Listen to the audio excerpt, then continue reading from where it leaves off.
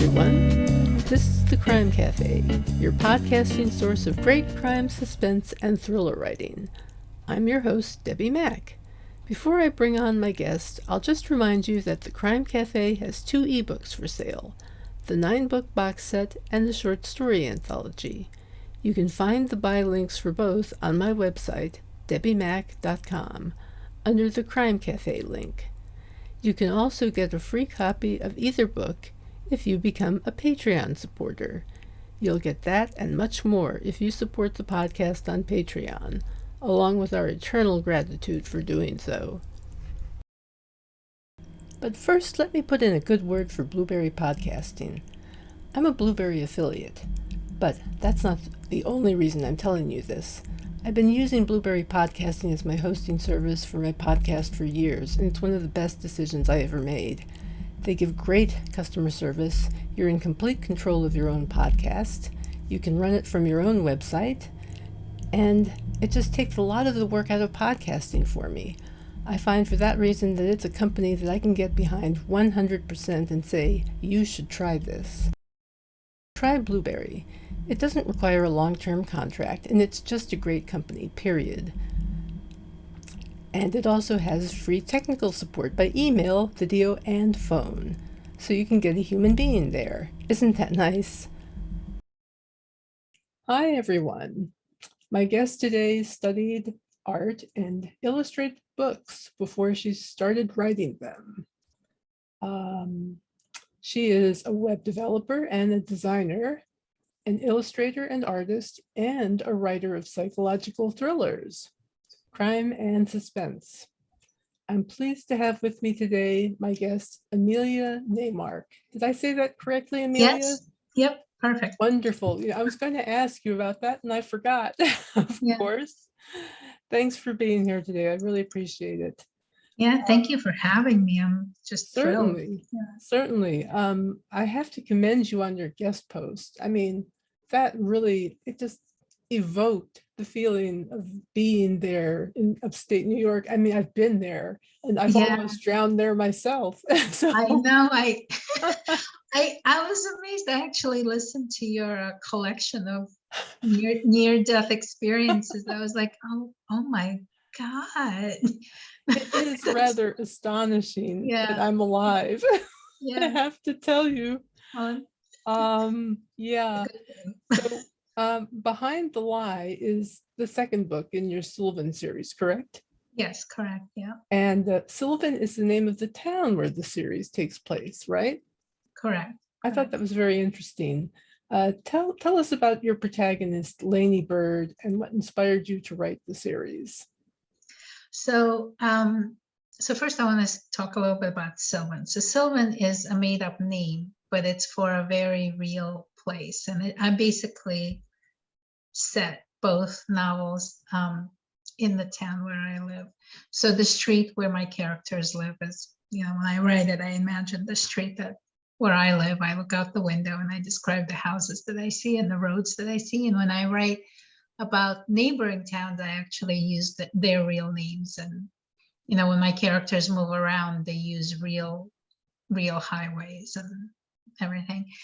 And Lainey is also similarly a bit of a hybrid. So she used to be an NYPD undercover detective before the first book begins. So before the first book begins, that's what she does. And she works a Russian mafia racketeering case that goes really, really bad. She quits the NYPD. At the same time, her husband, who she loves crazily, leaves her in charge of their 10-year-old kid, who's, not an easy child. And so she basically, before even the series begins, she's kind of in this place where everything she ever worked for, everything she ever wanted, everyone she ever loved is gone. And she has to rebuild her life, which she begins to do, and she has to rebuild herself. So by the time the second book begins, Behind the Lie, she's beginning to sort of find a foothold in a new life. And at this point, she's a private investigator. So she's kind of moved on a little bit since the first book. And she loves doing that work. She loves being an investigator. She loves the detective, the cerebral part of it, but she's also very, very good at, she kind of has the gift of gab. She can convince people of anything, and she can get people to open up to her, which served her very well when she worked undercover. So she kind of still continues to use those skills in her new life. And the second book begins with a gigantic block party that goes very, very bad. There's a shooting. There's It's a mess. Yes, a mess. There's arson. There's all kinds of stuff that happens, and a couple of people go missing, including like the one friend that she made in this new life, where she's kind of like learning how to trust human beings, and all of a sudden, like, the one friend she has is gone, and she begins to realize that even this one person that she has grown to really, really like and trust had this gigantic secret in her life that basically exploded that night. Wow. That's really something. I mean, that beginning really just kind of hits you with everything that's going on, the fire, the gunfire. It's something else. It really pulls you right in. I'm interested in how you developed her backstory. How much did you flesh out the backstory before you started the series? Good question. I knew that she was going to be working a racketeering case because my husband was an NYPD detective and he was an undercover and he worked the racketeering case. And I thought, well, why do I need to invent anything? All I have to do is just, I have a crime right here, and somebody who worked that crime, he can tell me all about it. So that part of it kind of was ready-made, kind of came along. And he didn't work with the Russian mob. He worked with a different mob, but I know I'm Russian, and being Russian gave me enough of a confidence to write about Russians in the mob, even though I don't know any Russian mobsters, but I figured at least I could write about the culture. And that was a lot of fun. Wow. So go ahead. I'm sorry. No. So that was that. And then her family, I guess I'm just very fascinated about writing about women and women within families and women facing sort of life challenges and professional challenges while still having all these, I don't even know if I say they're intrinsic feelings or society imposed feelings, but whatever it is, I think we can all agree that women have different pressures on them in our society than men do. And it combines everything.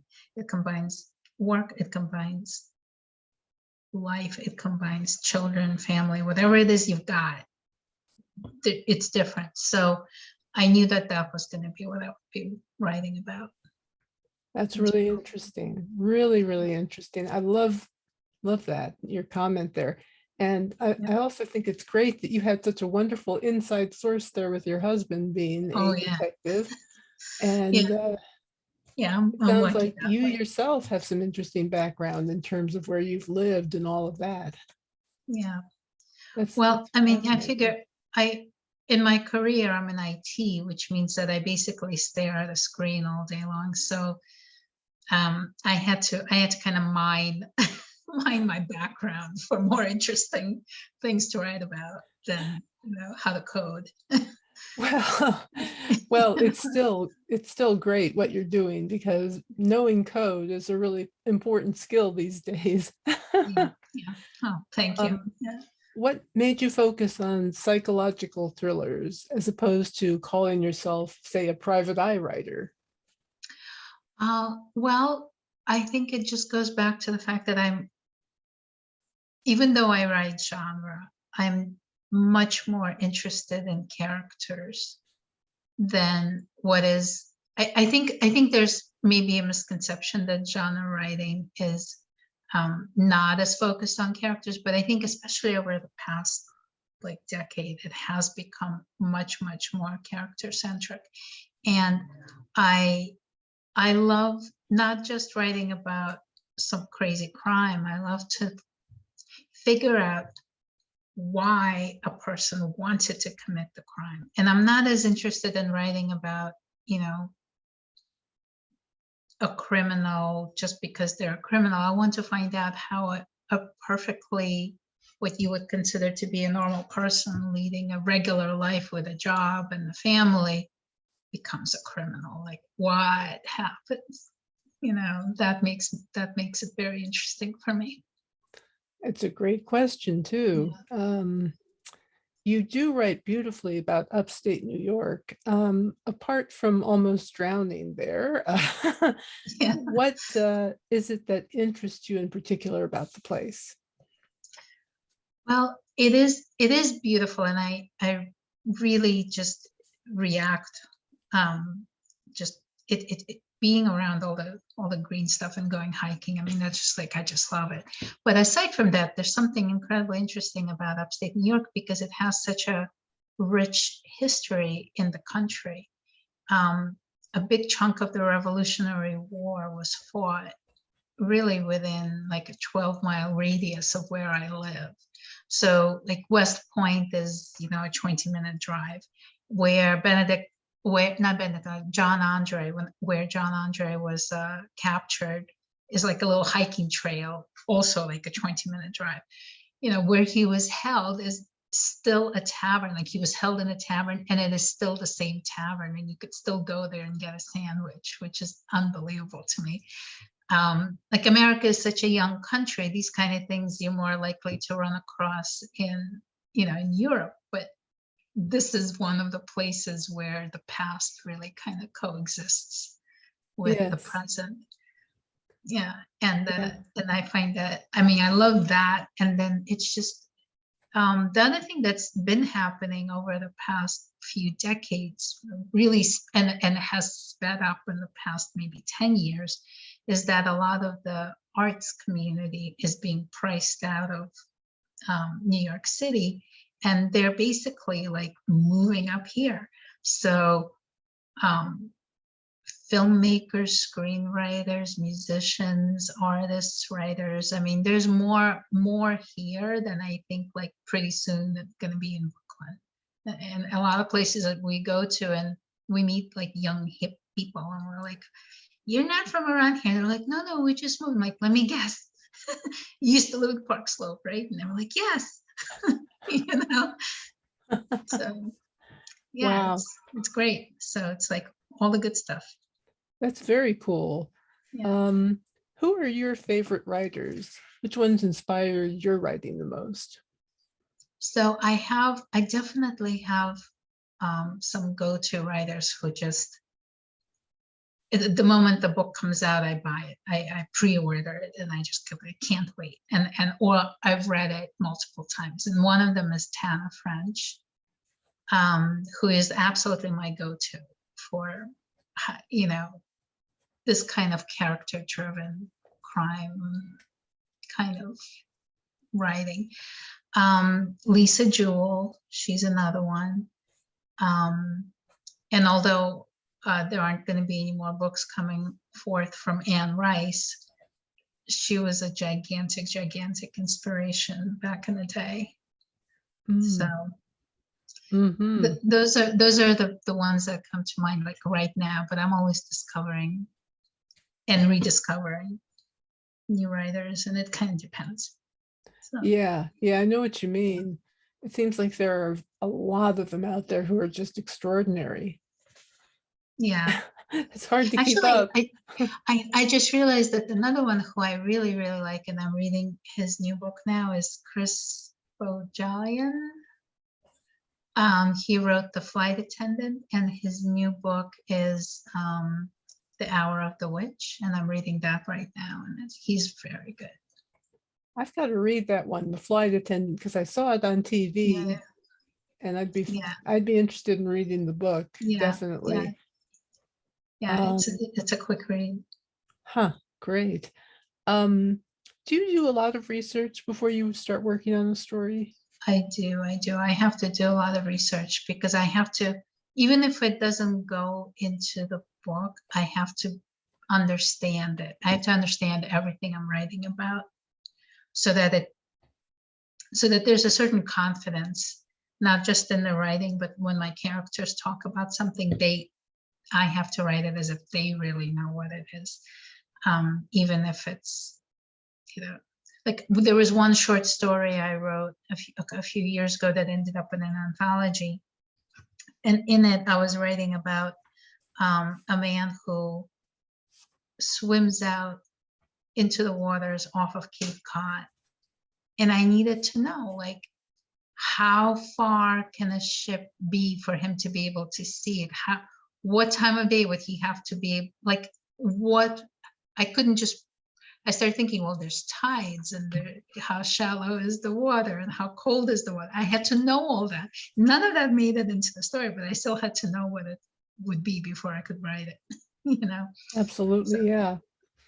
How do you manage your time in order to get your writing done between your work and so forth and living. and living?